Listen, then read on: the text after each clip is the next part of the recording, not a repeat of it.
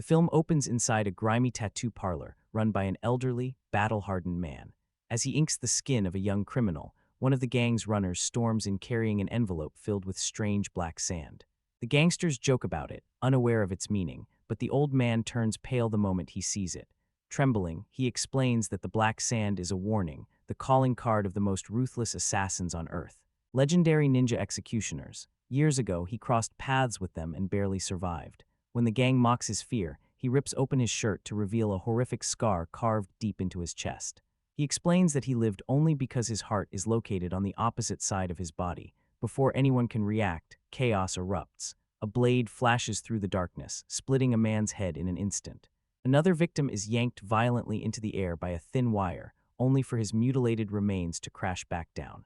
The attackers are never fully seen, only shadows moving at impossible speed, slicing limbs and bodies apart in seconds.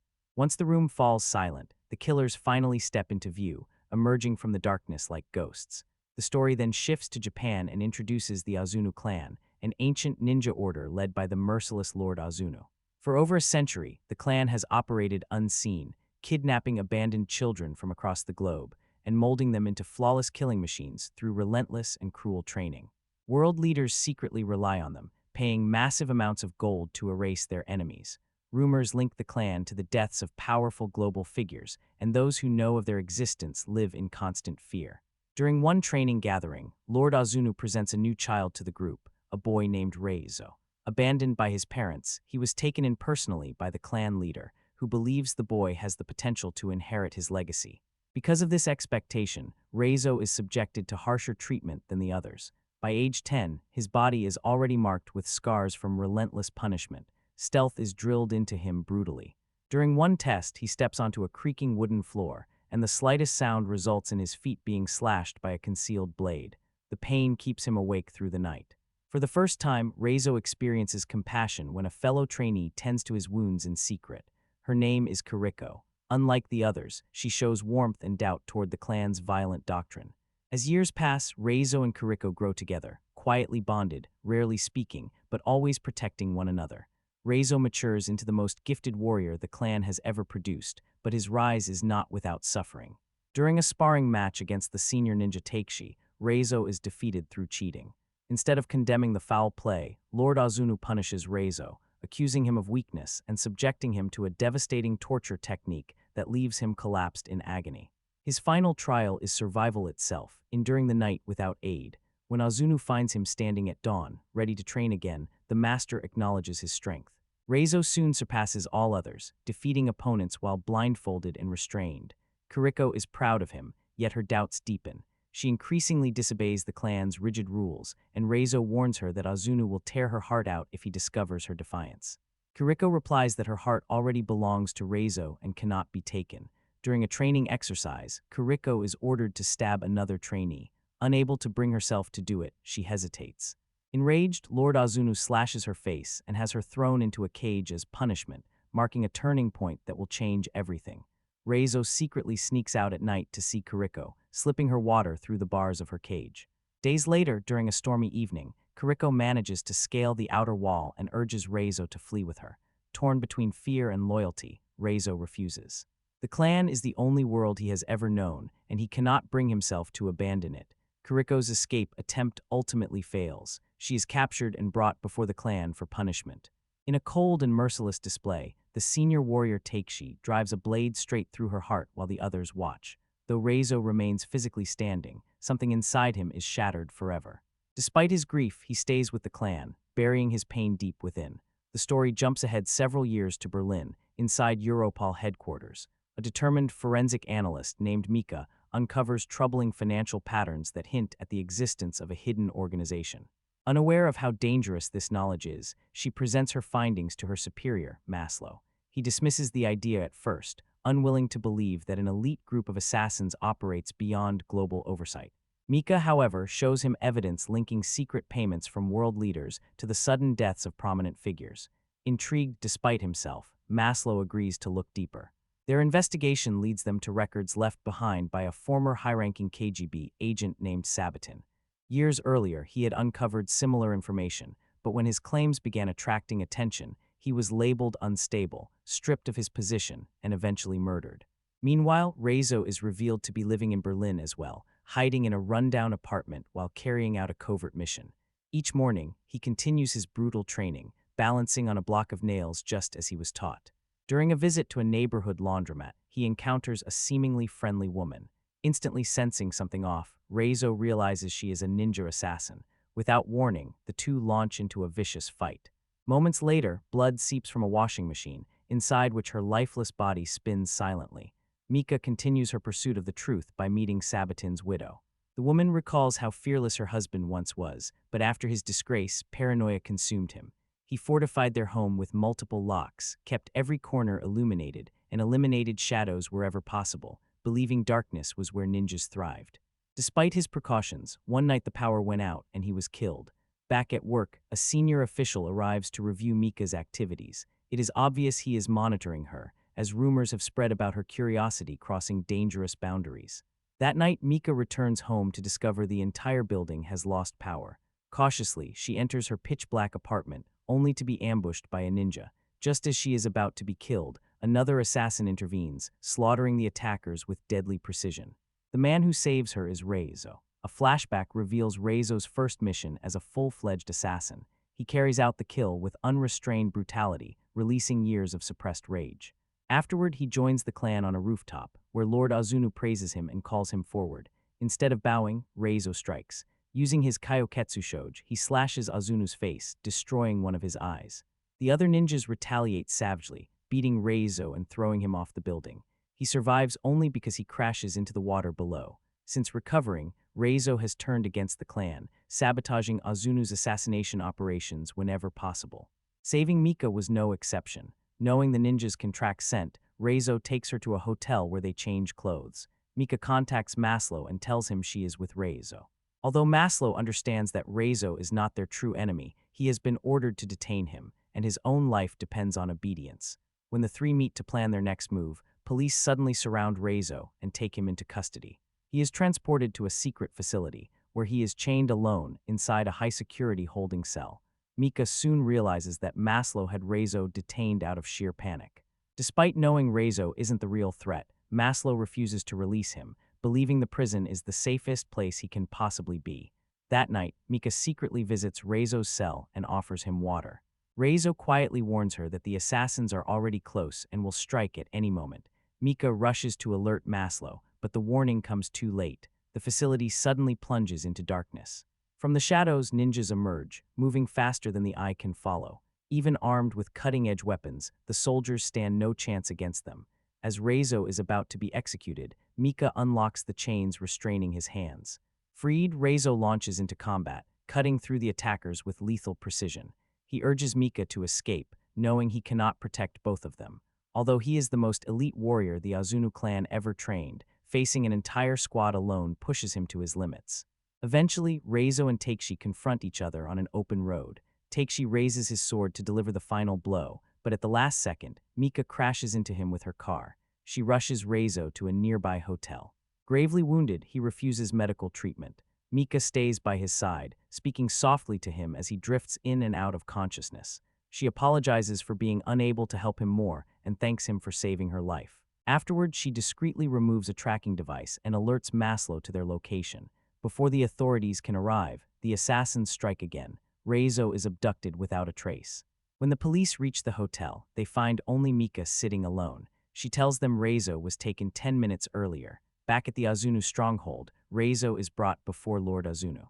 The master offers him one final opportunity to beg for forgiveness, but Reizo refuses without hesitation. Enraged, Azunu admits his fury comes from betrayal. He once believed Reizo would succeed him as leader of the clan. Reizo is forced into the same position where Kuriko was executed. Azunu unleashes the devastating finger strike technique 3 times. While most victims would die instantly, Reizo survives, vomiting blood, and along with it, a hidden tracking device.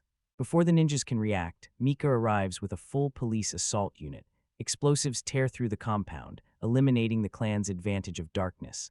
A brutal battle erupts, claiming lives on both sides. Reizo is confronted once again by Takeshi and his remaining warriors. Despite being outnumbered, Reizo eliminates them all and waits for Takeshi. Their final duel is savage and relentless. In the end, Reizo emerges victorious, severing Takeshi's limbs and finishing him for good. Only one enemy remains, Lord Azunu. Reizo finds his former master seated calmly in a room, untouched by the chaos outside. Azunu demonstrates his mastery by vanishing into thin air and striking from behind, sending Reizo crashing through walls with ease. Drawing their blades, the two engage in a fierce sword fight. Azunu offers forgiveness once more, claiming to be Reizo's true father. Reizo rejects him, declaring that killing Azunu will mark his first real moment of freedom. As they charge toward each other, Azunu disappears again. Mika enters the room, attempting to help, but Azunu reappears and impales her through the chest. The battle tilts in his favor, until Reizo mirrors his master's technique, attacking from the shadows and slicing Azunu repeatedly. The final strike drives a blade into Azunu's shoulder, ending his reign. Reizo carries Mika outside as paramedics arrive. It is revealed that, like the old tattoo artist, Mika was born with her heart on the right side of her chest, ensuring her survival. In the closing moments, Reizo leaps over the academy wall, finally choosing freedom, just as Kiriko once wished. Analysis: what if ninjas weren't just silent myths hiding in the shadows, but living weapons, trained in pain, raised without mercy, and unleashed with unstoppable rage? In 2009, Ninja Assassin burst onto screens and did something Hollywood rarely dares to do. It went all in. No restraint, no subtlety, just pure stylized brutality wrapped in ancient ninja lore. From its opening minutes, the film makes one thing clear. This is not a graceful martial arts fantasy. This is a blood-soaked revenge story. At a time when action movies were shifting toward realism and grounded heroes, Ninja Assassin chose the opposite path. It embraced excess, faster fights, sharper blades, darker shadows, and violence so extreme it shocked critics and polarized audiences instantly. But here's the twist: years later, this movie didn't fade away. It found a second life. A cult following, fans who appreciate it not for what it lacked, but for how fearlessly it committed to its vision. This isn't a story about saving the world. It's about breaking free from control, about turning against the system that created you, and about what happens when a weapon decides to choose its own path. In this video, we're breaking down Ninja Assassin completely, its story, its themes, its hidden meanings, and why it remains one of the most divisive action films of its era. So if you're ready for shadows, steel, and a revenge tale soaked in rain and blood, let's begin.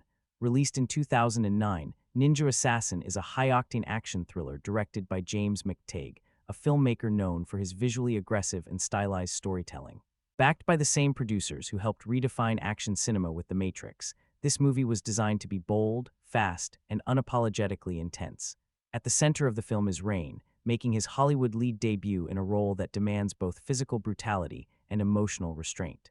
He's joined by Naomie Harris, whose character grounds the story in investigation and realism, offering a sharp contrast to the shadowy world of assassins and secret clans.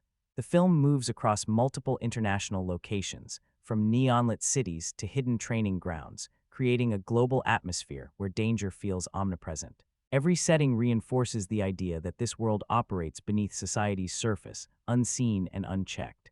At its core, Ninja Assassin follows a simple but powerful premise.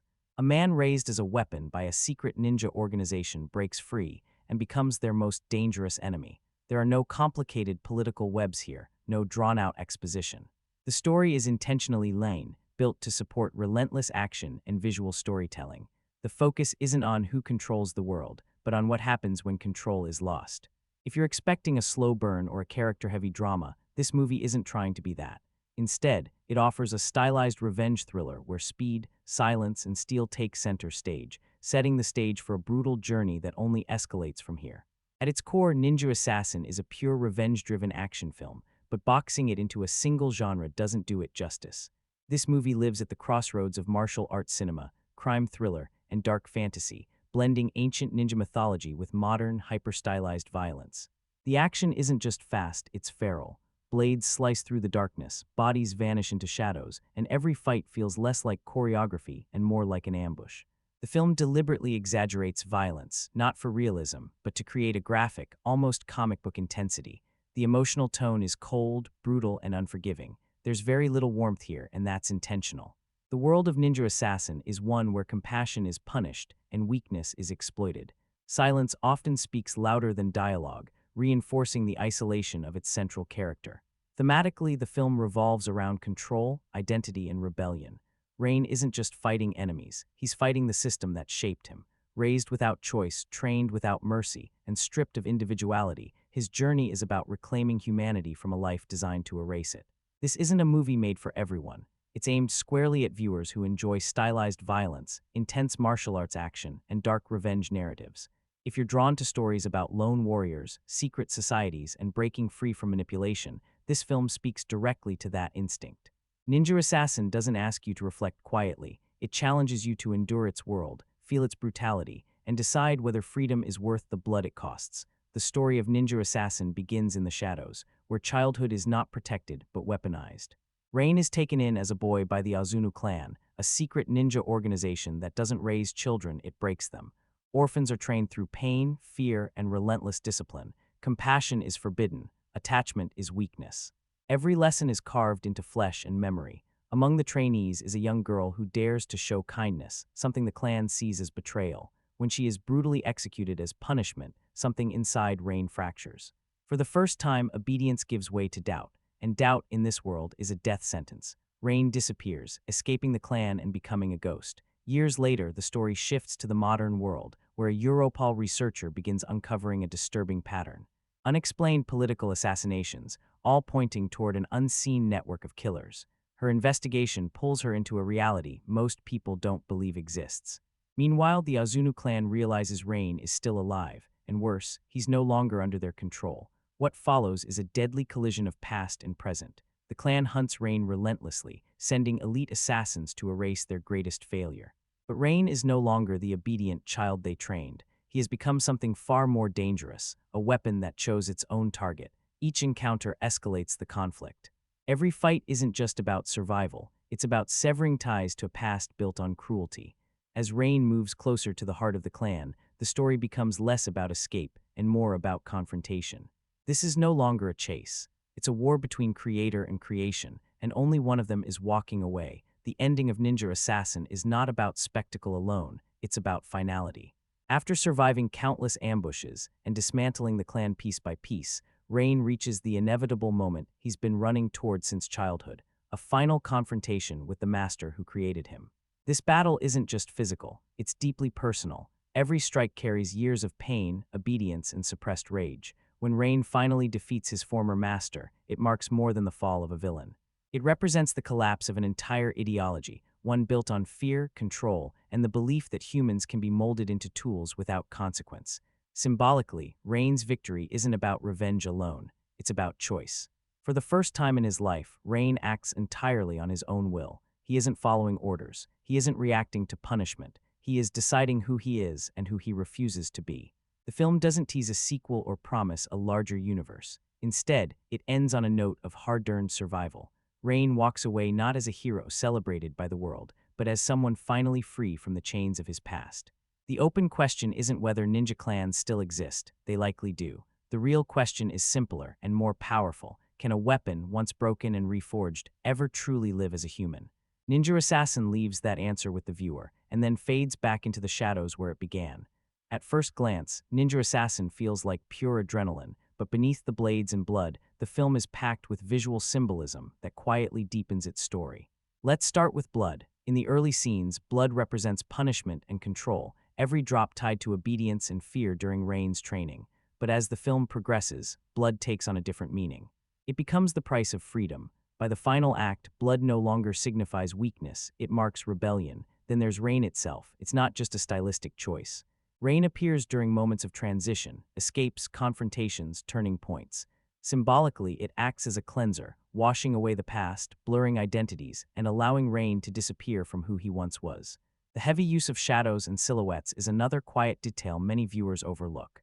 Ninjas rarely appear fully lit, reinforcing the idea that they exist between myth and reality, never fully human, never fully unseen. Rain stepping into the light during key moments subtly signals his break from that hidden world. Training scenes early in the film also function as foreshadowing. The punishments, the rules, and the enforced isolation all predict the clan's eventual downfall. The system is too rigid, too cruel, and ultimately unsustainable. Its collapse is built into its foundation. Finally, the film sprinkles visual callbacks to classic ninja cinema, traditional weapons, ritualistic training methods, and ceremonial discipline, blending old-school mythology with modern action aesthetics. These details don't shout for attention. They sit quietly in the background, rewarding viewers who look beyond the surface. And once you notice them, Ninja Assassin feels less like mindless violence and more like a stylized story about breaking free from an identity forged in darkness. Behind all the blood and blades of Ninja Assassin lies a production that was just as intense as the story on screen. To begin with, Rain's transformation for the role was no illusion.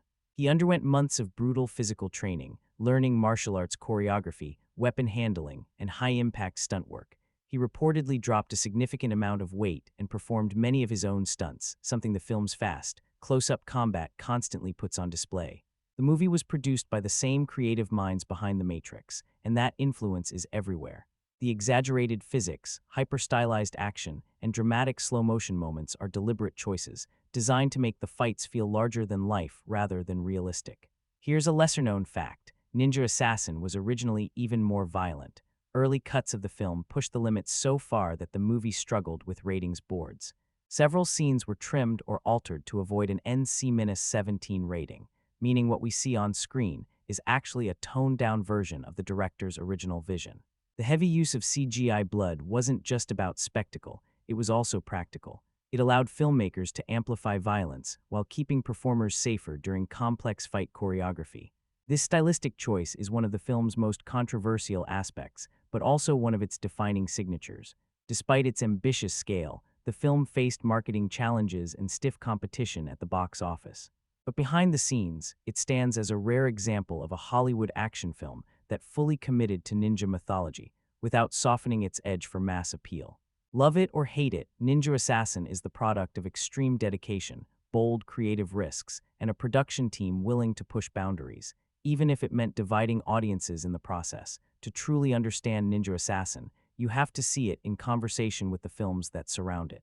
At first glance, it naturally invites comparisons to martial arts heavyweights like The Raid or Ong Bak. But where those films emphasize raw realism, grounded choreography, and physical endurance, Ninja Assassin chooses stylization over authenticity. Its fights aren't meant to feel real, they're meant to feel mythic. Then there's Kill Bill, another revenge saga drenched in blood and symbolism. Both films embrace exaggerated violence, but their approaches differ. Kill Bill leans into playful homage and genre blending, while Ninja Assassin stays grim, serious, and relentlessly dark, rarely offering moments of irony or humor. Compared to Western assassin films like John Wick, Ninja Assassin feels less polished but more ferocious. John Wick builds its world through rules and structure. Ninja Assassin throws you into chaos, where the only rule is survival.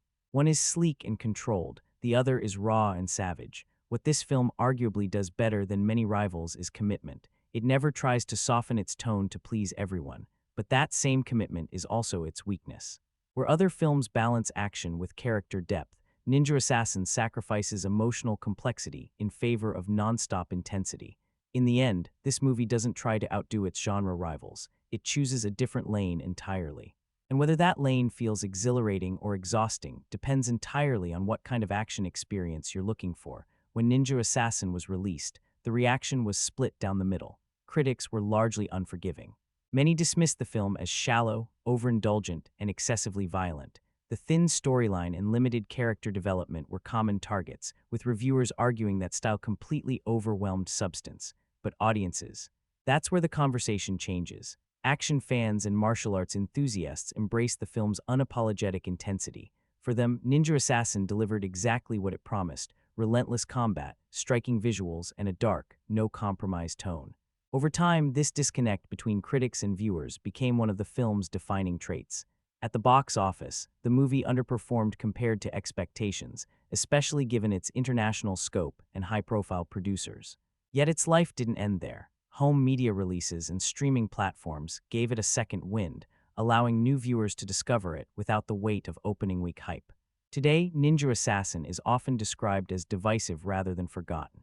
Some still see it as excessive and hollow. Others view it as an underrated cult action film that dared to go further than most mainstream releases of its time. And that's the irony. What once hurt the film's reputation is now exactly what keeps it remembered. In a sea of safe action movies, Ninja Assassin remains a bold, polarizing experience that refuses to fade quietly into obscurity. So, where does Ninja Assassin ultimately land? At its best, the film is a visceral action experience. The fight choreography is aggressive, the visual style is bold, and the commitment to a dark, unforgiving tone never wavers. It doesn't flirt with its ideas, it lunges at them with blades drawn. The movie's biggest strength is also its biggest risk: total commitment. It never tries to please everyone, and that honesty gives it a raw energy most action films avoid. Rain's physical performance anchors the film, turning what could have been a generic revenge plot into something personal and intense. But that focus comes at a cost. The story is thin, emotional depth is limited, and side characters often feel like pieces on a chessboard rather than fully realized people. For viewers looking for layered storytelling or philosophical depth, this film may feel hollow. So who should watch Ninja Assassin? If you love stylized violence, martial arts action, revenge narratives, and dark cinematic worlds, this movie is for you. If you're sensitive to extreme gore or need strong character arcs to stay engaged, this might not be your fight. Final verdict: Ninja Assassin isn't subtle, it isn't gentle, and it isn't forgettable. It's a bold, divisive action film that knows exactly what it is and never apologizes for it. And sometimes, that's exactly what makes a movie worth watching. Reviws. Sho Kasuga's character runs a secretive ninja clan that raises children from a young age, molding them into assassins and sending them out on deadly missions for profit. When one young girl attempts to escape this brutal life, she is hunted down and executed. Her close friend Reizo survives, but the incident becomes the turning point that fuels his desire for revenge. Years later, Reizo is hiding in Germany, waiting for the right moment to strike back at the organization that destroyed his childhood. Meanwhile, a Europol investigator begins to uncover traces of the clan's activities, placing herself in grave danger. Reizo is forced out of the shadows to protect her, and ultimately, to dismantle the murderous cult once and for all. This film is another hyper-stylized, excessively violent production backed by the Wachowskis, offering little narrative depth but plenty of bloodshed. Assassinations happen frequently and often without much logic, and the film builds toward an inevitable showdown where Reizo faces wave after wave of masked killers, while heavily armed agents stand around accomplishing almost nothing. After cutting through the rank-and-file ninjas, Reizo must confront the clan's second-in-command before finally battling his former master. Kasugi delivers a memorable presence, relying on traditional swordplay and a menacing, almost theatrical performance. Unfortunately, aside from him, there isn't much to hold the interest of viewers unless they are already fans of extreme violence and stylized combat. To be fair, expectations were already low. Hollywood has never been particularly strong at producing compelling ninja films. The genre's peak came decades ago, when low-budget action movies flooded the market and studios eagerly copied the formula. Since then, ninjas have mostly appeared as side elements rather than central figures. This film attempts to bring them back into the spotlight, placing them front and center while treating everything else as secondary. As a result, story threads and investigative subplots feel like interruptions rather than meaningful additions. The movie's intentions are clear from the opening sequence, which immediately dives into graphic carnage. The action rarely lets up, with fight scenes dominating the runtime. Reizo spends much of the film battling squads of enemies or variations of the same encounter, including clashes between trained soldiers and ninja units. While computer-generated blood effects often look artificial, they are surprisingly effective here and don't detract as much as expected. Acting and dialogue are predictably weak. Rain certainly looks the part and moves with impressive physical discipline, but his performance is stiff and emotionally flat. The Europol storyline, involving two capable actors, never becomes compelling and ultimately feels unnecessary. Yune adds some flair as a polished antagonist, but the standout remains Sho Kasugi, whose return to the screen is easily the film's strongest element. His presence alone elevates the experience for fans of classic ninja cinema. This is not a film that demands much thought, nor does it reward it. The story is thin, the dialogue painful, and every quiet moment feels like an obstacle between action scenes. The combat is slick and brutal, though some viewers may find the visuals too dark or chaotic. Any momentum built by the fights is often undermined by awkward conversations and weak storytelling. In Berlin, a Europol analyst uncovers evidence linking a series of political assassinations to an underground ninja network. When she becomes a target, she is saved by Reizo, who reveals his past as an orphan raised by the Azunu clan. Trained relentlessly to suppress emotion and obey without question, Reizo once found comfort in another young trainee who dreamed of freedom. Her failed escape and execution push him to rebel, leaving him scarred and hunted by the very clan that raised him. If you're looking for depth, strong performances, or clever writing, you won't find them here. If, however, relentless combat, stylized violence, and a nostalgic return to old-school ninja imagery are enough for you, this might still deliver a guilty pleasure. As always, your experience may vary. Ninja Assassin is a brutally stylized, fast-moving action spectacle that wears its excess proudly. The story follows Reizo, a lethal warrior shaped from childhood by the ruthless Azunu clan, who ultimately turns against the very order that forged him. When Europol analyst Naomie Harris, as Mika, uncovers the clan's bloody operations, she becomes entangled in Reizo's path of revenge, leading them straight into betrayal, captivity, and an all-out war against the assassins who want them dead. There's no pretending this film is subtle. Its narrative has visible cracks, and the characters are drawn with broad strokes, but the movie compensates with relentless momentum and hyper-violent set pieces that feel lifted straight out of a high-intensity video game. The combat choreography is sharp, aggressive, and visually inventive, with blades, chains, and exotic weapons slicing through opponents in showers of crimson. Fans of extreme action will find plenty to admire here. For sheer entertainment value, this earns a solid 7/10. What truly sets the film apart is its unapologetic embrace of gore. Influenced by the extreme violence associated with directors like Takashi Miike, the movie pushes bloodshed to almost cartoonish levels.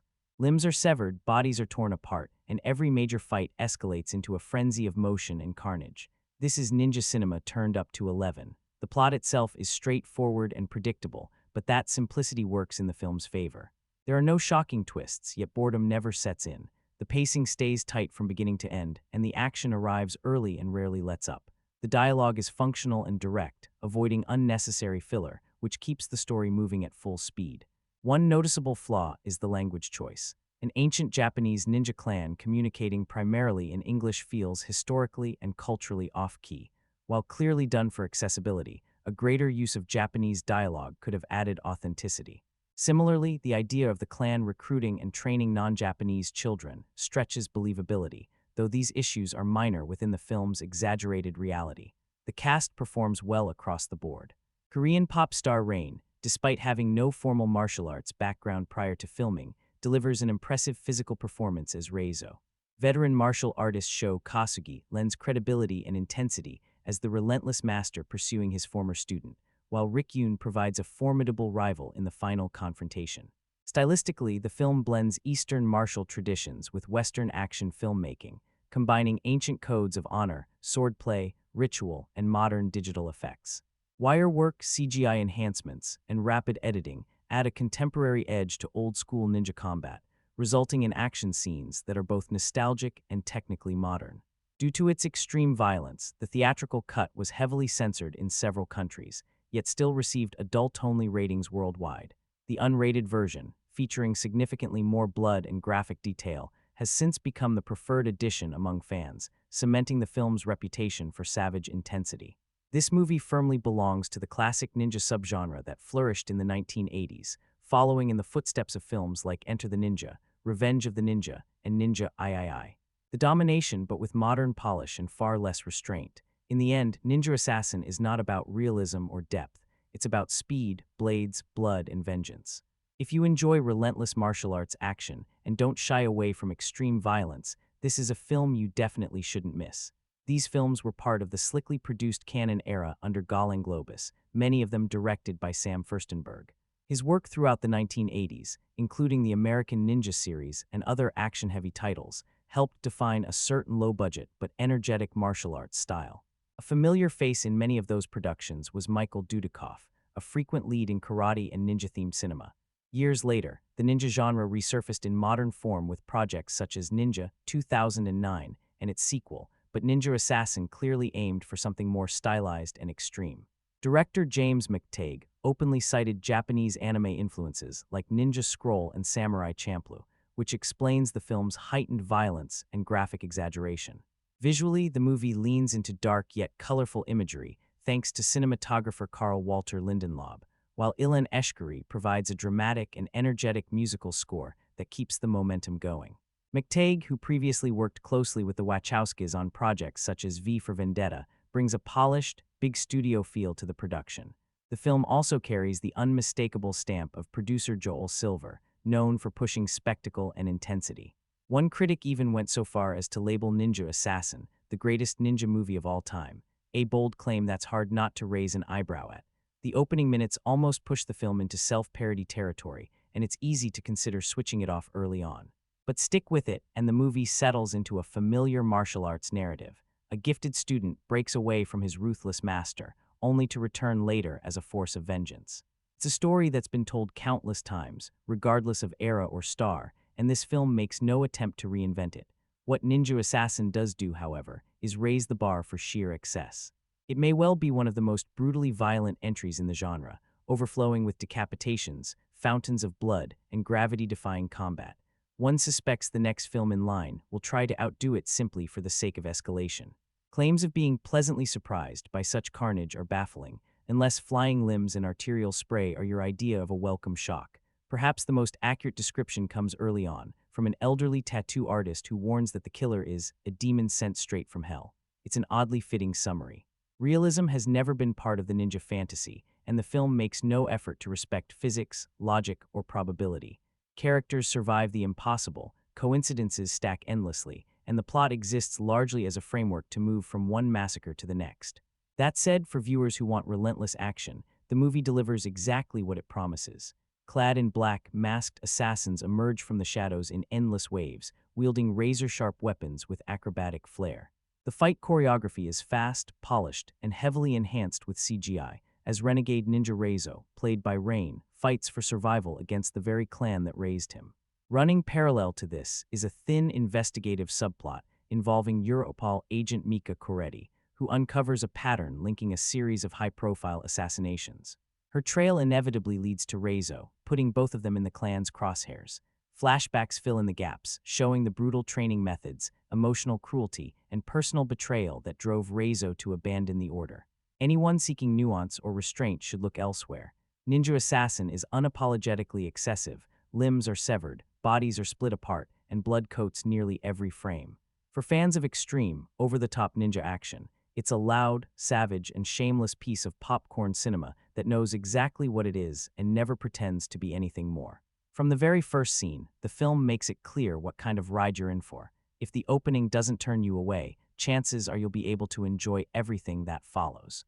The action is carefully staged, and at times, heavily enhanced with CGI, but it still delivers plenty of excitement and more than a few moments that make you flinch. The plot itself is straightforward, though that's hardly a problem. It exists mainly to move the action along, and it succeeds in doing exactly that. The performances are solid across the board. Rain stands out in the lead role as Reizo, bringing both physical presence and intensity.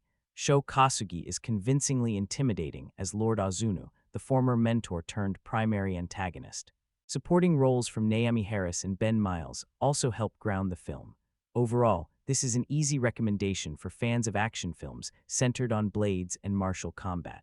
It carries the atmosphere of East Asian cinema without requiring subtitles or suffering from awkward dubbing, though that wouldn't have bothered me anyway. Without exaggeration, this is one of the most violently graphic ninja or kung fu films I've seen.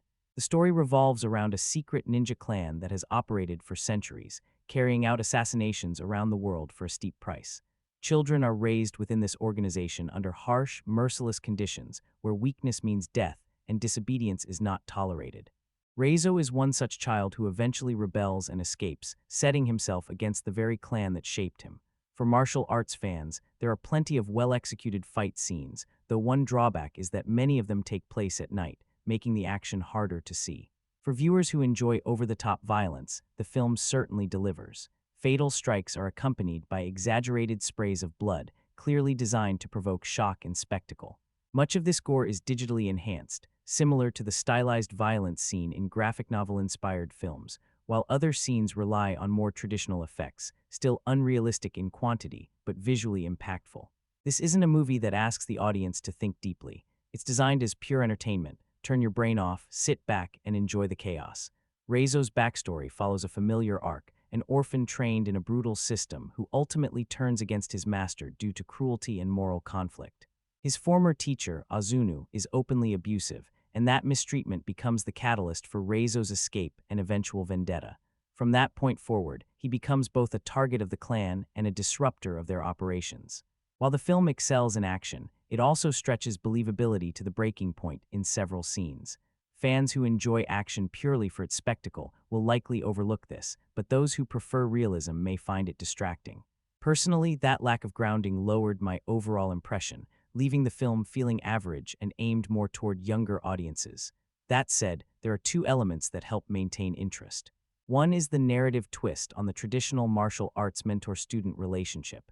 Instead of a wise teacher figure, the master here resembles a villain, and the student's rebellion is driven by conscience rather than ambition.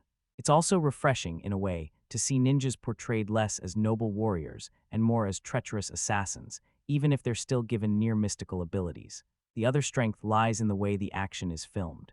Martial arts movies often focus solely on physical performance, but here the camera work occasionally pushes into more experimental territory. One central sequence, beginning with the hero's escape, stands out visually, using slow motion, lighting manipulation, and fractured timing to create a striking cinematic effect.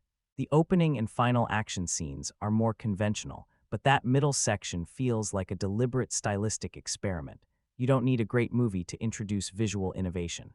Other loud, mindless blockbusters have done the same, contributing new ideas to action filmmaking despite weak stories. In this case, the film seems almost like a testing ground for visual techniques, playing with time, light, and cause and effect in ways that suggest an interest in pushing the medium forward, even if the story itself remains simple. In the end, it's flashy, violent, and shallow, but for viewers who enjoy relentless action and stylized combat, that may be more than enough.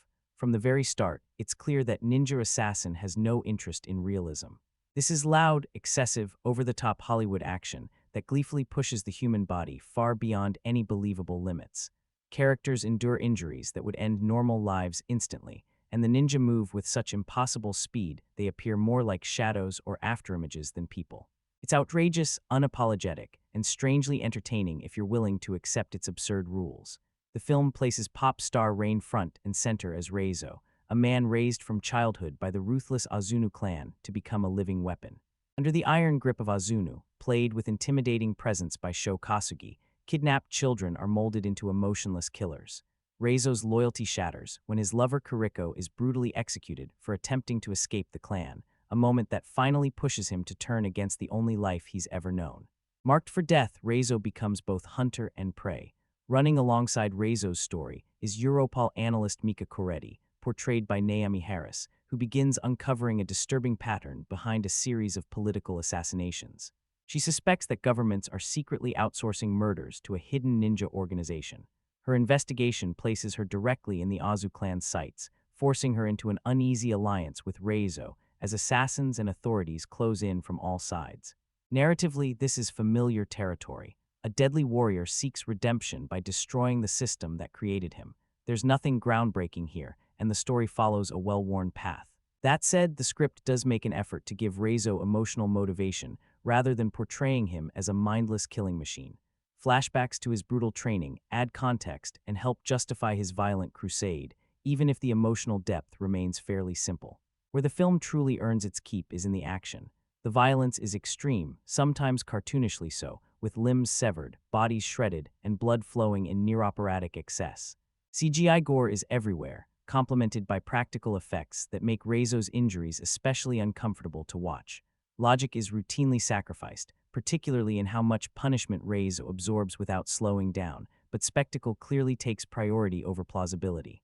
The fight choreography is relentless and inventive. Sword combat, throwing stars, and chain blades are used in wildly exaggerated ways that defy physics, yet remain visually impressive. Seeing traditional ninja combat transplanted into a modern, urban European setting gives the film a distinct identity. The second half ramps things up considerably, delivering large-scale set pieces and combat sequences that feel bigger and bolder than what most martial arts films attempt. Some plot mechanics toward the climax raise questions, particularly the logistics surrounding tracking devices and character decisions, but these issues don't derail the experience. The pacing stays tight across its roughly 100-minute runtime, and the film rarely slows down long enough for its flaws to become deal-breakers. In the end, Ninja Assassin knows exactly what it is. It's not subtle, realistic, or intellectually demanding. Instead, it's a blood-soaked, hyper-stylized action throwback that channels the spirit of 1980s genre cinema through modern effects. If you're a fan of ninja mythology, martial arts chaos, and unapologetic excess, it delivers plenty of entertainment. Just don't expect restraint or realism to be part of the package. I watched Ninja Assassin on Blu-ray recently, and visually it left a strong impression. The disc also includes several deleted scenes that add a little more context to Mika's investigation, though none of them feel essential to the main storyline. Where the film truly shines is in its action.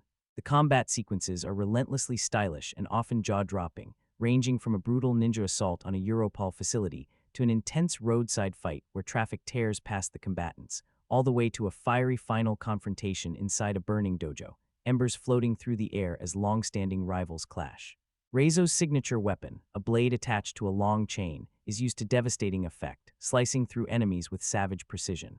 In terms of sheer excess, the film rivals some of the most famous over-the-top martial arts finales ever put on screen, only here everything is drenched in color, making the bloodshed impossible to ignore.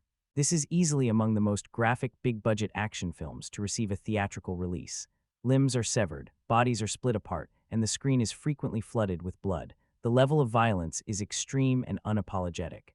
One thing I appreciated was how the filmmakers initially treat the ninjas as shadowy figures, silent, unseen, and threatening, revealing them only in flashes during the early action scenes. The choreography is packed with dramatic poses and highly stylized movements, keeping the fights visually engaging throughout. The ninja arsenal is also a highlight, particularly the razor-sharp throwing stars that look genuinely lethal. For a film with a reported budget around $40 million, the production quality is impressive. Even on high-definition Blu-ray, the digital blood effects hold up reasonably well, and it's interesting to note that much of the movie was shot in Berlin. The performances are solid across the board. Rain, better known for his music career, fits the role convincingly and clearly put in serious physical preparation. Sho Kasuga's return to film as the primary antagonist is a notable bonus, especially considering how long he had been away from the screen. No one should expect awards-level storytelling here, though the film does attempt to give its central character some emotional grounding through flashbacks. Ultimately, this isn't about deep narrative. It's about savage, stylish, high-energy martial arts mayhem, and in that department, it delivers exactly what it promises. The Blu-ray presentation itself also looks excellent. The story follows Europol agent Mika, with her partner Ryan mostly in the background, as she uncovers evidence that secret ninja clans still exist, carrying out deadly contracts in the modern world. Reizo, raised within one of these clans, is explored largely through flashbacks that provide just enough backstory to keep him somewhat engaging, though character depth is clearly not the main attraction. To be blunt, this film is exactly what it appears to be. The creative minds behind it aimed for exaggerated, hyper-stylized spectacle, and that vision comes through loud and clear. The ninjas remain intimidating largely because of how rarely they fully reveal themselves, striking from darkness and leaving carnage behind. When they do appear openly, it's almost always in the middle of killing or fighting, reinforcing their mystique and menace. The action choreography is fast, fluid, and visually inventive, using swords, chains, and throwing weapons with flair. The use of slow motion and unusual camera angles keeps the constant violence from becoming monotonous. The ninjas stalk their targets like predators, creating moments that feel closer to a creature feature than a traditional martial arts film. There's a decent variety of locations, including a memorable showdown on a crowded city street, yes, involving a very unlucky pedestrian. The plot itself is thin and clearly secondary, which actually works in the film's favor. It doesn't drag on and wraps things up in under 90 minutes, making it ideal for a casual watch. This is the kind of movie where the human body seems about as durable as damp paper. Dialogue is sparse and often clunky, but thankfully kept to a minimum. The finale is satisfying, delivering a brutal showdown that feels properly earned after all the build-up. Viewers should be warned, the violence is relentless, graphic, and often disturbing, with an enormous body count and frequent strong language. The home release also includes several minutes of deleted scenes that are interesting, though not essential. If you enjoy the idea of hyper-violent, stylized ninja action and know exactly what kind of film you're getting into, this is an easy recommendation, as long as you approach it with the right expectations. I walked into this movie fully prepared for it to be a mess, and honestly, it never pretends to be anything more than what it is. At its core, it's a story about a young man who turns his back on a brutal ninja upbringing and ends up facing the full wrath of the assassin clan that raised him. Along the way, a European law enforcement agency uncovers the truth behind centuries of political killings carried out by these shadowy warriors, pulling our antihero into a predictable but energetic conflict. In terms of basic setup, it isn't too far removed from films like Wanted, and it carries a strong comic book sensibility throughout. Even though it appears to be an original property, the involvement of a writer with deep comic roots helps explain why the film feels so stylized. Visually, it has a very distinct identity. The action scenes are often presented in an almost impressionistic way. You don't always follow every punch or blade swing, but the sweeping motion, sharp contrasts between light and darkness, and splashes of color make up for it. The ninjas themselves seem to melt into the shadows, which reinforces the film's atmosphere. This is not a subtle movie by any stretch. The violence is extreme, especially early on, with an eye-watering amount of gore on display. Performances are serviceable rather than standout. Rain carries the film as the conflicted rogue warrior, while Naomie Harris does what she can as a forensic researcher caught in the chaos. No one is embarrassing themselves here, but no one is elevating the material either. As an example of stylish, over-the-top genre cinema, it actually works fairly well, and I found myself entertained. That makes it all the more puzzling why the studio chose not to screen it for critics, a move that often signals a total disaster. The box office underperformance may stem from that decision, because there are far worse films that receive much kinder treatment. If you're coming for ninjas, this movie absolutely delivers. There are ninjas everywhere, which means constant combat. Some of the fight sequences are genuinely exciting, and the final showdown goes all out. And the blood, there is no shortage of it. It sprays, pours, and floods the screen in quantities that border on absurd. That said, it's nowhere near a martial arts classic. The film has noticeable shortcomings. Despite hopping between different countries, everything feels oddly confined, as if most scenes were shot on the same few sets. The action choreography also suffers from a familiar problem in Western martial arts films. Too many tight close-ups and frantic cuts. Combined with the fact that much of the fighting takes place in near darkness, it can be difficult to tell exactly what's happening. There's also a missed opportunity in the decision to completely avoid developing a romantic relationship between the two leads, despite clear setup and chemistry. Even with all these issues, I wouldn't call this a bad movie. It never bored me, and it genuinely seems committed to giving its target audience what it wants. If you enjoy ninja-themed action films, there's more than enough here to justify a watch. At its heart, this is a slick celebration of excess, violent, flashy, and unapologetic. The story follows a man raised as a deadly weapon who seeks revenge after betrayal costs him everything, eventually teaming up with European agents to take down those responsible for countless assassinations. The narrative unfolds exactly as you'd expect, mainly as an excuse to deliver as much combat as possible in the shortest amount of time. The director clearly knows how to stage action, but the script feels stitched together from familiar martial arts movie tropes. Character depth is minimal, empathy is almost non-existent, and supporting roles are reduced to little more than functional placeholders. Any emotional grounding the lead receives early on is quickly buried under waves of increasingly graphic confrontations. Still, one thing the movie does well is honesty. It knows exactly what it is and who it's made for.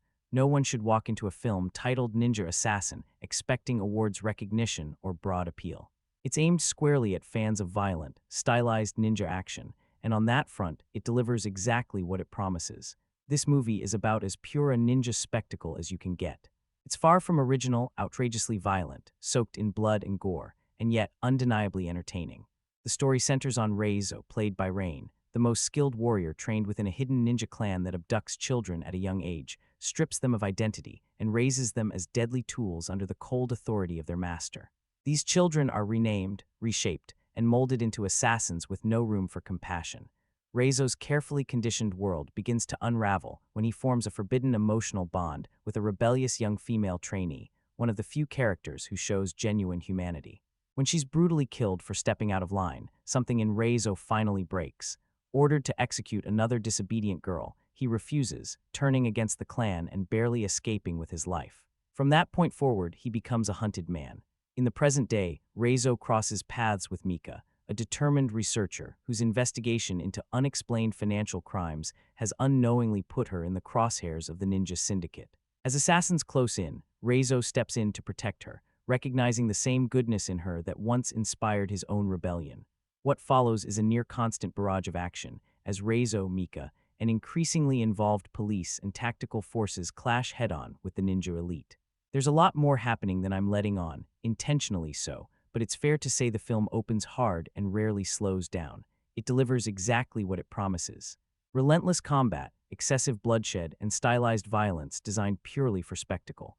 Despite leaning heavily on familiar tropes and borrowing ideas from countless action films, it succeeds because it never pretends to be anything deeper than it is. This is entertainment first and last. That said, this isn't a movie meant to appeal to everyone, nor does it feel designed for massive box office success. It's targeted at viewers who want fast, flashy, mindless fun with absolutely no expectation of nuance. If you switch off your critical brain and just go along for the ride, it's easy to get pulled into its exaggerated world of shadowy assassins and brutal honor codes. One of the film's strongest elements is how it blends traditional ninja mythology with modern settings.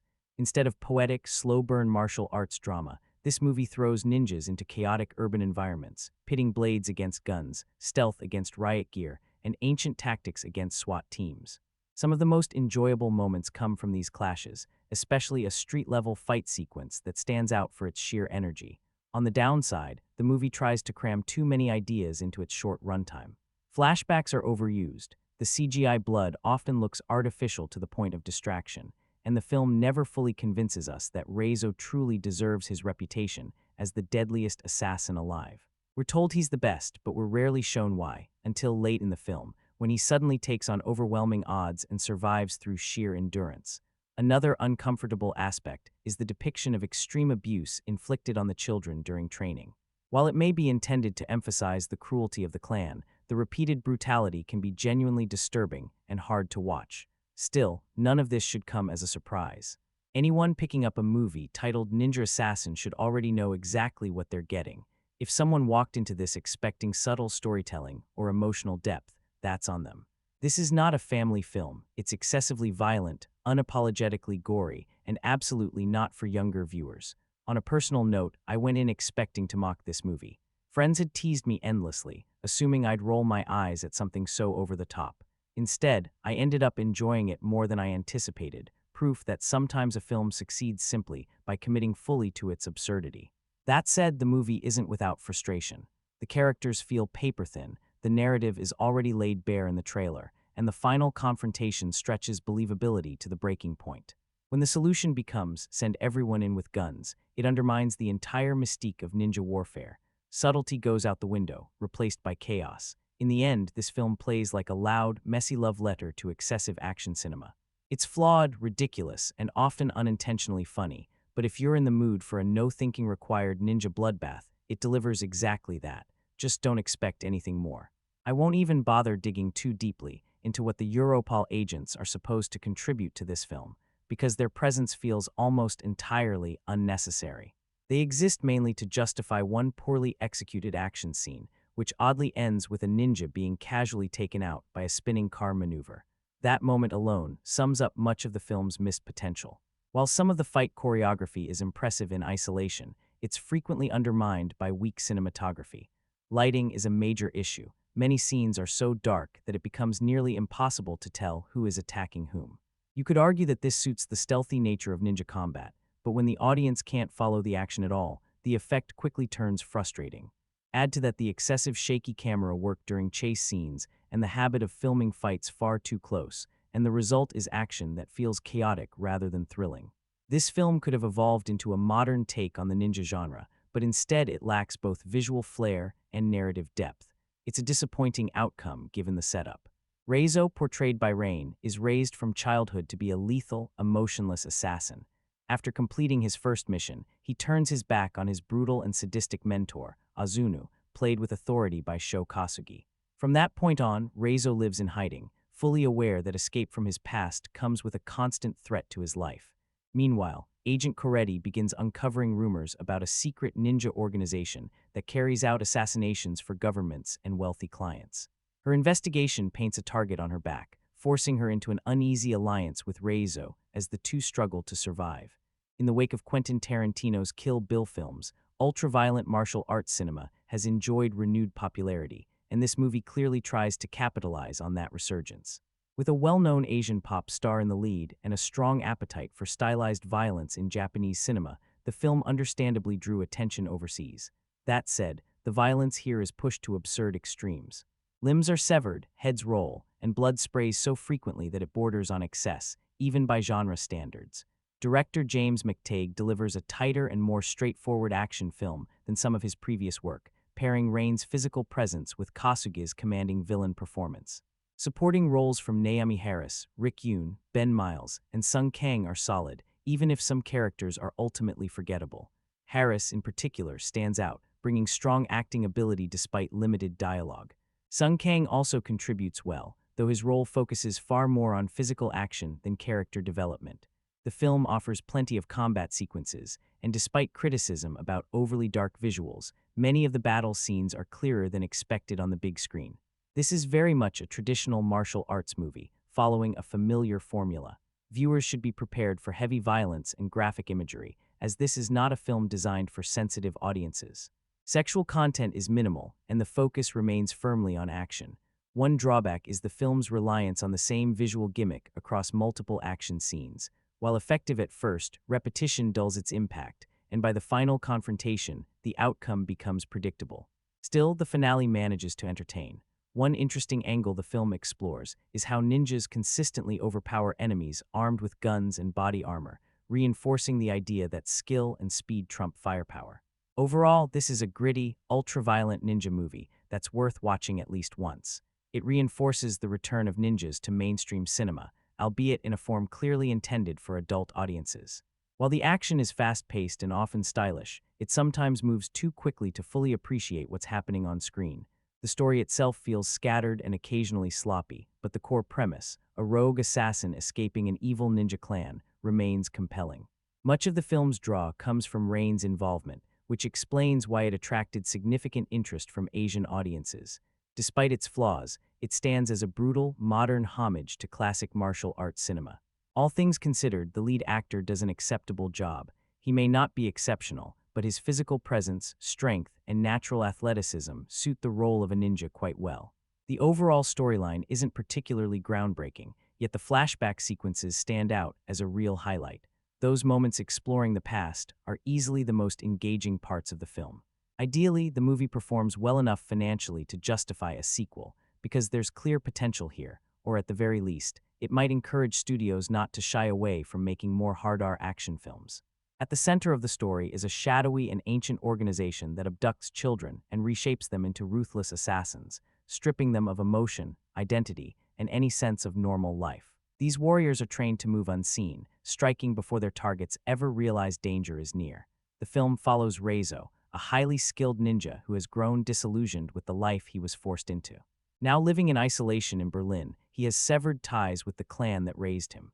Meanwhile, Mika, a determined forensic analyst, begins uncovering the truth behind this deadly group, placing herself in serious danger along the way.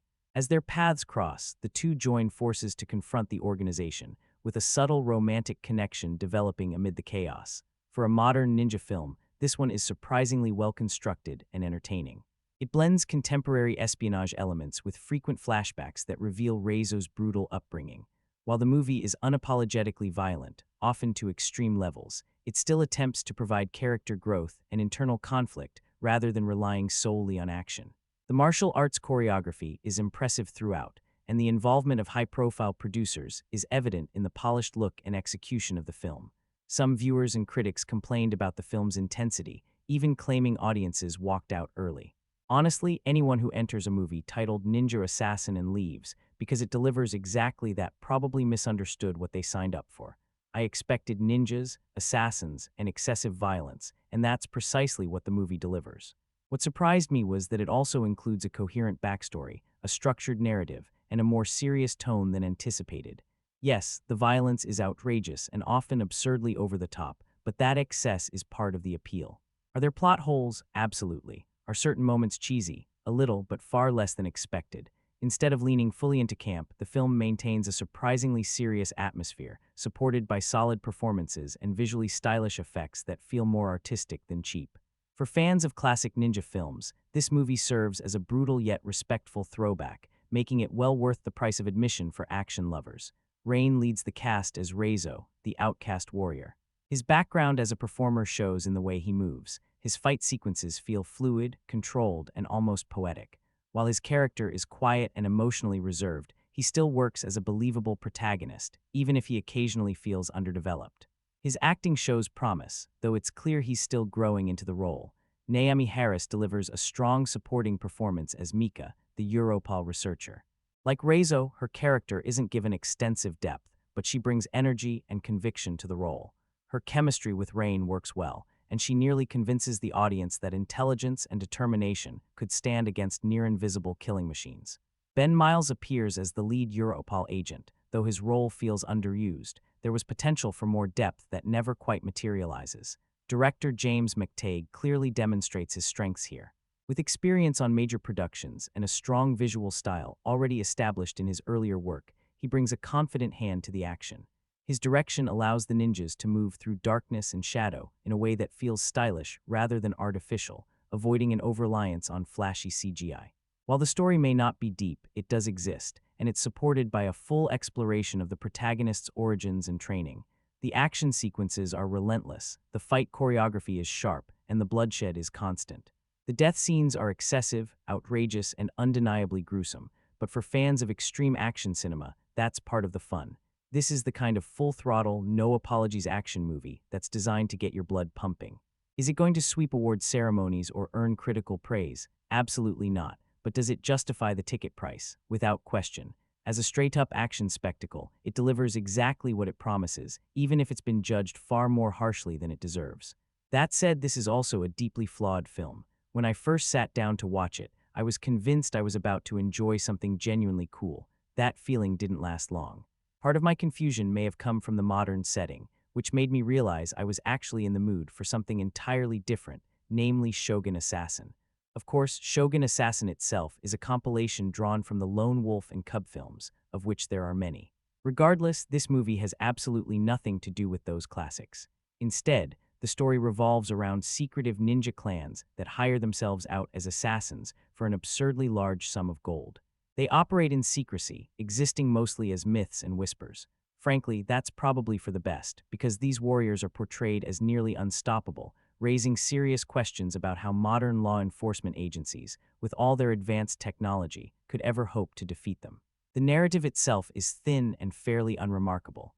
Children are abducted, subjected to brutal training that borders on outright cruelty, and eventually unleashed on the world as living weapons. Given how effective they're shown to be, it's almost laughable that they haven't already taken over the globe. A conventional military wouldn't stand a chance. Predictably, one of these ninjas eventually rebels against the system.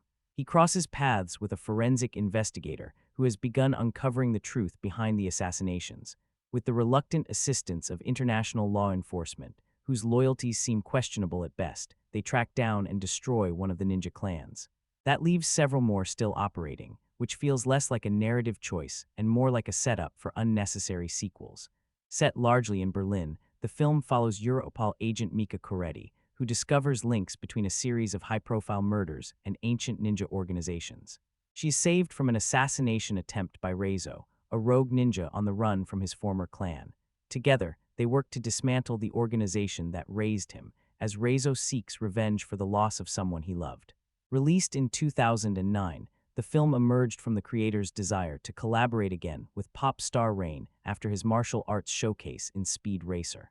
It also reunited them with director James McTague, following their earlier partnership on V for Vendetta. Unfortunately, the rushed development of the script is evident. A late rewrite just weeks before filming resulted in a messy structure, excessive flashbacks, unresolved plot threads, and murky motivations. Still, it's obvious that storytelling was never the top priority. This movie exists to showcase elaborate fight choreography, explosive set pieces, and stylized combat, and in that respect, it largely succeeds. At its heart, it's a simple revenge tale, following a familiar path that longtime fans of the genre will instantly recognize. Even the casting choices feel like intentional nods to classic ninja cinema. The investigative subplot seems intended to add depth, but it ultimately goes nowhere. There are hints of powerful forces operating behind the scenes, yet they're never explored in any meaningful way. Despite references to multiple clans, they barely factor into the story at all. The action itself is generally well executed, featuring energetic fight scenes and exaggerated ninja theatrics. However, a prolonged sequence set in a dark underground location suffers from poor visibility, rapid editing, and overuse of visual effects, making it hard to follow what's happening. The excessive CGI blood also detracts from the impact of otherwise solid choreography. In the end, this film knows exactly what it is. It doesn't pretend to be smarter or deeper than it actually is. For viewers looking for relentless action, stylized violence, and over-the-top ninja mayhem, it delivers precisely that, and nothing more. At its core, the film struggles to balance a simple revenge storyline with a half-developed investigation plot that never fully pays off. Despite that, the movie is carried by a strong screen presence from Rain, who convincingly embodies the role of a lethal ninja and proves capable of leading an action-heavy film. While it doesn't do much to rise above familiar ninja movie tropes, it still works well as a fast-paced, no-frills action experience. For fans of swordplay and brutal combat, this film delivers enough entertainment to justify the runtime. This is very much a movie made for action lovers. The filmmakers clearly opted for stylized, exaggerated blood effects, likely to avoid pushing the violence into more restrictive rating territory, and for the most part, it works. My main frustration was that many of the fight scenes take place in dim lighting, making it difficult at times to clearly follow the choreography. That said, the movie's premise is straightforward. A hidden clan of elite ninja assassins carries out killings for the highest bidder. Reizo, once their most gifted student, turns against the clan after they murder the girl he cares about. From that moment on, he becomes their primary target. Because of his superior skills, he manages to survive while staying one step ahead of his former masters. Meanwhile, Mika, an investigator looking into a suspicious murder, uncovers clues pointing toward the existence of the ninja clan, placing her life in danger. After Reizo intervenes to save her, the two form an uneasy alliance to bring down the organization. What follows is exactly what you'd expect: frequent sword fights, ambushes, and violent confrontations, leading to a conclusion that feels fitting for the story being told. Rain's portrayal of Reizo is one of the film's biggest strengths. From the opening moments, the movie throws the audience into graphic, well-executed action as Reizo battles fellow ninjas inside a dojo before narrowly escaping.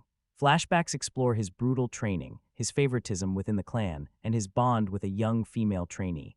When tragedy strikes, Reizo is forced to flee, barely surviving the consequences of his defiance.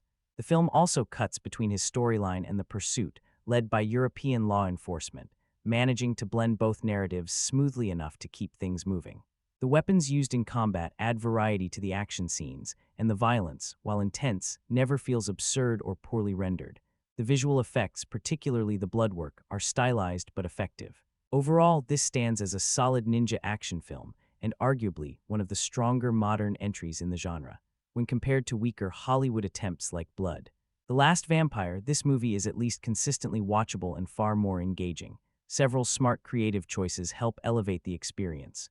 Rain, a major Korean pop star, looks every bit the part thanks to his athletic build and disciplined physicality.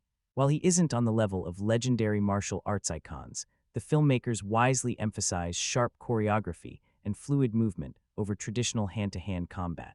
This approach pairs well with the film's sleek cinematography and polished CGI. Another smart move was casting Naomie Harris, a capable actress with a strong resume, who brings credibility to her role. There's even a brief spark of chemistry between her and Rain that adds some emotional grounding. Ultimately, Ninja Assassin is enjoyable, turn-your-brain-off entertainment. It's far from being the definitive ninja movie, but it delivers exactly what it promises. As someone who grew up fascinated by ninjas, and even dressed as one every Halloween for years, this film tapped into that childhood excitement.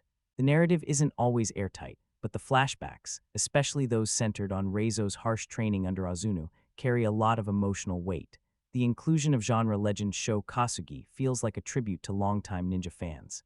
Watching him share scenes with Rain was genuinely exciting, and his portrayal of Azunu, cold, cruel, yet strangely principled, adds depth to the story. The opening exploration of ninja mythology immediately sets a serious, intense tone, signaling that the film is committed to its world. The final act goes all out, delivering a climax packed with action and emotional payoff that should satisfy most action fans. My only lingering complaint is that Mika's character could have been explored in more depth. As for performances, Rain commands the screen, even if his acting occasionally feels stiff. He looks convincing, moves well, and sells the physicality of the role. Naomie Harris does solid work despite having limited material, while Ben Miles and Rick Yune both play their parts effectively. Sho Kasugi stands out as an imposing and memorable presence. Backed by strong creative talent behind the scenes, the movie had all the ingredients for a standout martial arts film. While it may not fully reach its potential, it remains an entertaining experience. Reizo's journey, from orphaned child to elite assassin to hunted renegade, anchors the story, while Mika's investigation into a global web of assassinations adds intrigue. In the end, the film may not be flawless, but it succeeds as a stylish, action-packed tribute to ninja cinema. Mika ultimately becomes a marked woman after drawing the attention of the Black Sands clan, forcing her to align with Reizo in an effort to dismantle the organization hunting them. On paper, Ninja Assassin should have worked, but in execution, it stumbles badly. One of its biggest issues is tonal confusion. The film treats its premise with extreme seriousness, particularly through the police investigation subplot and Reizo's traumatic childhood flashbacks, yet this clashes sharply with the immature, excessive presentation of violence. It feels like the movie wants to deliver a gritty drama while simultaneously indulging in over-the-top gore, and the balance never quite works. The film clearly aims to blend the stylized carnage of Kill Bill with the slow-motion spectacle of 300. Limbs are severed, heads roll, and bodies are sliced apart with reckless enthusiasm. Several scenes rely heavily on slow motion, including one that strongly resembles the opening visuals of the Battle of Thermopylae, except with ninjas sliding into frame instead of Spartan soldiers. While the idea sounds exciting, the execution falls short. The action sequences are overloaded with poor CGI, making them look artificial and weightless. Much of the fighting is also obscured by dim lighting and frantic editing, which makes it difficult to follow what's happening on screen. Ironically, the strongest fight scene appears near the climax, when Reizo faces one of his rivals. This sequence works largely because it is properly lit and edited with some restraint, allowing the choreography to breathe. Unfortunately, these moments are rare. Elsewhere, sloppy editing undermines otherwise promising scenes, especially during the chase through the streets of Berlin, which should have been thrilling but instead feels disjointed. With its exaggerated blood effects, comic book visuals, and strange fusion of police procedural and ninja mythology, Ninja Assassin often feels like a movie made by a teenager trying to cram everything cool into one film. The camera seems obsessed with lingering on the cartoonish brutality. Elements such as near-magical healing abilities and the hyper-stylized violence give the film an unfortunate resemblance to Wanted, which is not exactly a flattering comparison. The performances don't do much to elevate the material. Rain is serviceable as the lead, but it's clear he struggles at times with English dialogue. Naomie Harris delivers a surprisingly flat performance, which is disappointing given her strong work in films like 28 Days Later and Skyfall. The weakest performance, however, belongs to Ben Miles, whose stiff delivery stands out for all the wrong reasons. Despite a reported budget of $40 million, the film feels far cheaper. The CGI is unconvincing, the primary temple setting is clearly a constructed set, and Berlin is barely explored beyond a handful of locations. For a story centered on elite international assassins, the lack of global scope is glaring. By comparison, Hannah, released 2 years later with a smaller budget, managed to showcase multiple European and North African locations while featuring a stronger cast. Ninja Assassin desperately needed more practical effects and a more thoughtfully developed narrative. Spoiler warning, the final act collapses under the weight of several plot inconsistencies. Reizo removing a GPS tracker is predictable, but the sudden arrival of Japanese police at a remote mountain temple raises serious questions about timing and logistics. Given the temple's isolated and defensible location, the rapid military response makes little sense. To make matters worse, the ninjas suddenly acquire super speed and shadow teleportation abilities with no explanation whatsoever. Ultimately, Ninja Assassin is a disappointment. It should have been a wild, entertaining action film, but instead it relies too heavily on gore while failing to deliver coherent or exciting action choreography. I expected far more. That said, I still remember seeing the Enter the Ninja trailer back in 1980, long before I ever got the chance to watch it. That film now feels tame by comparison. Ninja Assassin is undeniably extreme. The story follows a young man raised in an orphanage designed to train children into lethal assassins. Years later, one of those orphans, Reizo, turns against the clan and seizes his chance at freedom. After refining his skills, he reveals himself by protecting Mika, a woman who uncovers secrets that put her directly in the clan's crosshairs. Reizo will stop at nothing to keep her alive. From that perspective, the film is undeniably intense. The violence is relentless, the bloodshed excessive, and the kills brutally graphic. Among ninja films, this one stands out for its sheer ferocity. While deeply flawed, it remains one of the most hardcore entries in the genre, pushing ninjutsu to an almost absurd extreme. Martial arts films have rarely avoided excess, and since the loss of icons like Bruce Lee and later David Carradine, the genre has steadily faded from mainstream appeal. Every so often, a film comes along that reminds audiences why these stories mattered in the first place. Despite its many problems, Ninja Assassin still stands as one of the more memorable attempts in recent years, even if it ultimately falls short of its potential. Director James McTague doesn't merely push boundaries here, he tears straight through them, reintroducing martial arts violence in a way that is unapologetically brutal and aimed squarely at adult audiences.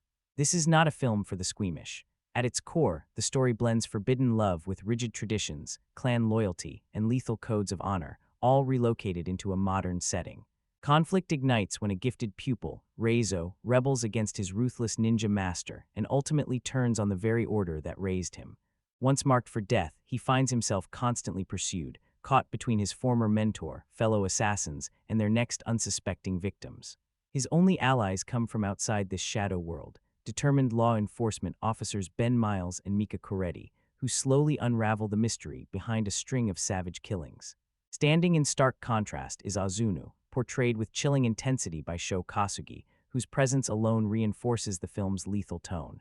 For viewers craving a grim, violent depiction of ninja mythology, this film delivers in excess.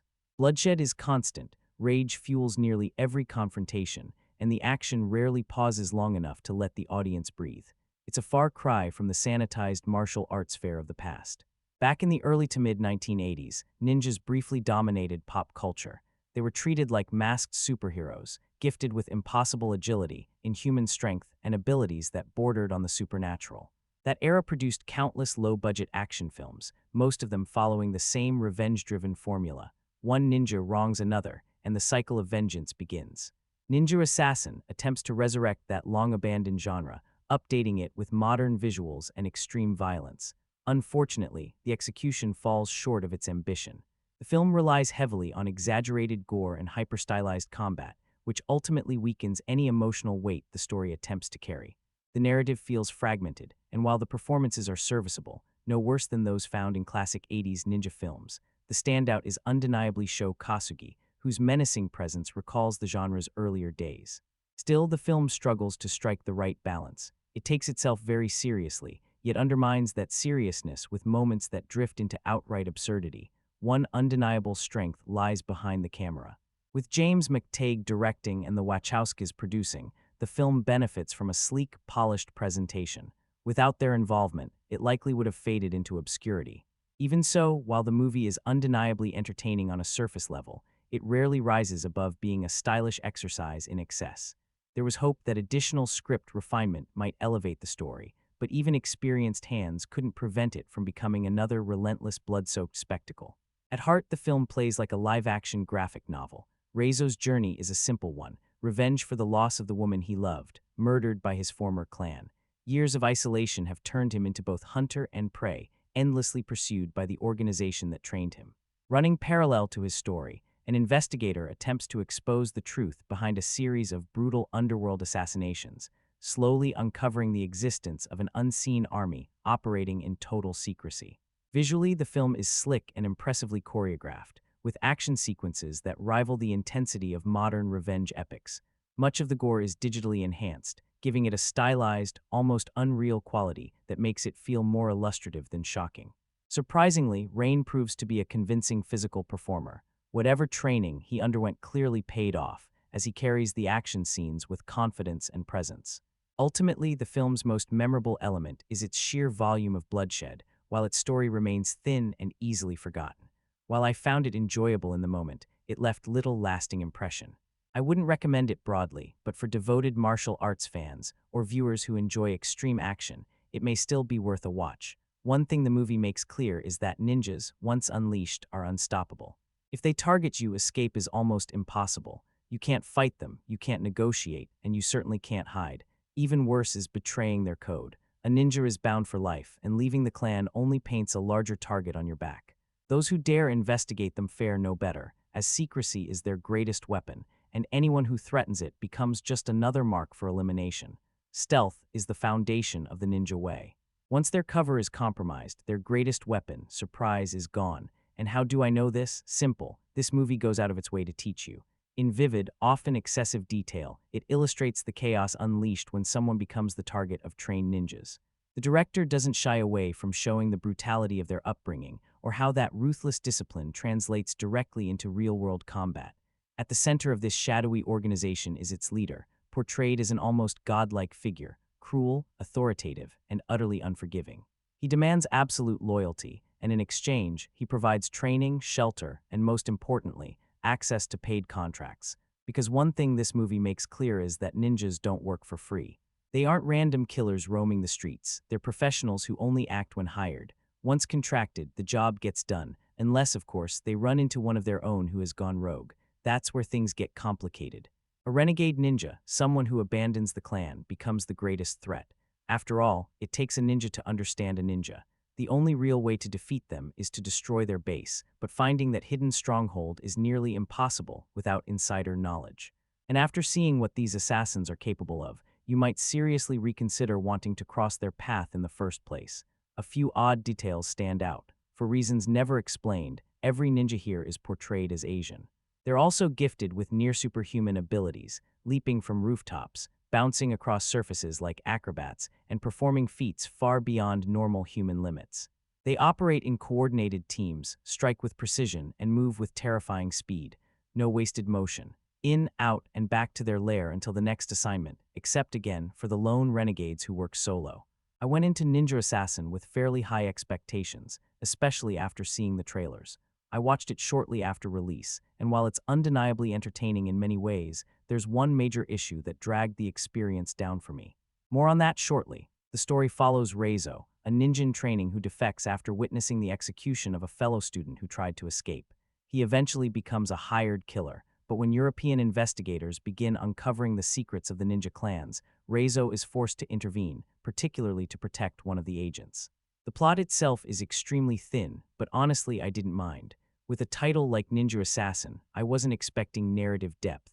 I just wanted a modern callback to the ninja movies I loved growing up, and in that sense the film delivers. There's plenty of swordplay, slicing, and carnage, paired with an extremely high blood and gore count. Unfortunately, most of that gore relies heavily on CGI, and not the good kind. Still, it adds to the over-the-top spectacle. Here's the big problem. The action scenes are shot almost entirely in darkness. And not atmospheric darkness, actual, I can't tell what's happening darkness. It's hard to follow the choreography, the geography of the fights, or even who's hitting whom. Whether this was done to mask technical shortcomings or was a stylistic choice, it seriously hurt the film for me and knocked down my overall enjoyment. If you enjoy this kind of hyperviolent ninja action, you'll probably have a good time. But personally, I found a much smaller, lesser-known movie simply titled Ninja, released around the same time, to be more satisfying overall. Despite opening with a fantastic and gripping prologue, Ninja Assassin never quite reaches that same level again. Instead of building on its premise, it seems more interested in coming up with increasingly graphic ways to dismember bodies. For a film about silent killers, it's surprisingly loud, constantly bombarded by noise, music, and chaos. It almost feels like it would have worked better as a video game, something along the lines of Tenchu, but the movie takes itself so seriously that it accidentally becomes laughable at times. The influence of the Wachowskis is unmistakable, and unfortunately, not in a positive way. The film jumps erratically between dull investigative scenes, excessive flashbacks, and long, gore-filled fights. Much of it feels rushed, poorly edited, and oddly incoherent, lacking any sense of self-awareness. That's a shame because director James McTague has proven he can do better. His visual style is buried under weak CGI and sloppy cutting. Rain doesn't get much opportunity to show emotional range, largely because his character is written as a silent, detached killer. Naomie Harris adds some warmth and keeps things moving when she's on screen, but the standout performance, without question, comes from Sho Kasugi as the chilling clan leader Azunu. Even after years away from major roles, he proves he still has a commanding presence, and for me, he was easily the film's biggest highlight.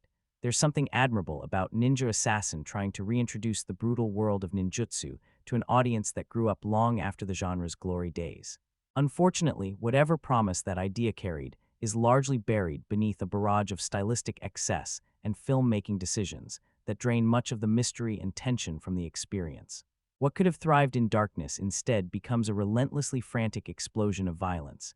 The story itself is straightforward. Reizo, portrayed by Rain, escapes a clandestine ninja clan responsible for assassinations across the globe.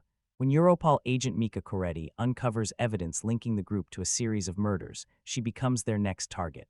Reizo steps in to protect her, setting off an almost continuous chain of combat that leaves very little room to breathe. From a technical standpoint, there's no denying the craftsmanship behind the action. The fight choreography is impressively fluid, blending stunts, CGI, and editing into sequences that feel razor-sharp and precise. The pacing and cutting evoke the intensity of high-energy thrillers, and at times the execution is genuinely striking. In terms of pure spectacle, the film delivers exactly what it promises. That said, the violence is extreme, often overwhelmingly so. Limbs, blood, and decapitations are thrown at the viewer with little restraint. While some fans may appreciate the commitment to excess, the sheer volume of gore eventually numbs the senses. It becomes something you brace yourself for rather than react to, and for some viewers, it may simply be too much. Rain's physical performance is undeniably strong. His movements carry a rhythmic elegance, and many of his fight scenes feel almost balletic in their brutality. Whether or not he belongs in the same conversation as martial arts legends is debatable, but his dedication to the role is evident. Still, character depth isn't the goal here, and anyone hoping for layered storytelling or emotional nuance will be disappointed. This is a film driven entirely by action. Veteran genre fans may find themselves torn. On one hand, the choreography and sheer commitment to violent spectacle recall classic ninja cinema. On the other, the narrative feels flimsy and rarely rises above its surface-level ambitions. Sho Kasuga's presence offers a nostalgic highlight, reminding audiences of the genre's roots, but even that can't fully elevate the material. For viewers who grew up in the VHS era of canon films and disposable martial arts flicks, this movie feels like a loud, blood-soaked homage. It embraces the same outrageous logic, only updated with modern effects and digital carnage.